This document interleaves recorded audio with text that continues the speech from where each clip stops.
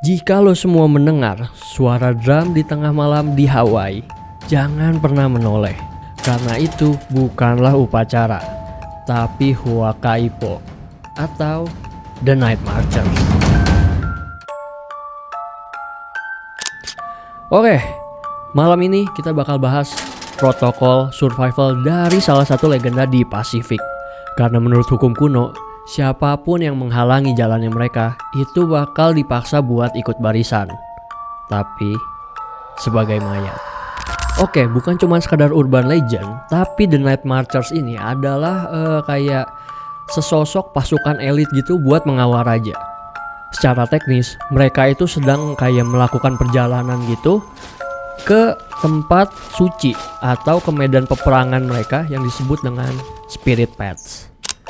Mereka itu biasanya bergerak dengan formasi militer yang benar-benar sempurna banget, dengan obor tapi tanpa asap.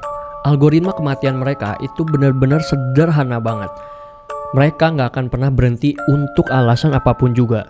Jadi kalau lu sampai ada di jalan mereka, lu itu bakal dianggap sebagai penghalang suci namanya. Banyak yang percaya kalau jalur ini ngelewatin bangunan-bangunan modern. Jadi kalau lu tinggal di tempat bersejarah, atau mungkin lu ngerasa jalur di rumah lu itu terasa aneh, oke, coba tulis di kolom komentar. Oke, sekarang gua akan masuk ke dalam protokolnya guys. Kalau lu sampai terjebak di dalam jalur pasukan ini, jangan pernah lari, karena lu bakal dianggap sebagai mangsa. Kalian harus melakukan defense total. Yang pertama yaitu lepas baju, dan kedua adalah tiarap, dan yang ketiga jangan pernah menoleh ke arah mereka. Karena kalau lu menatap salah satu mata dari pasukan Night Marchers, itu adalah undangan kematian saat itu juga. Kalian itu cuma punya satu kesempatan hidup.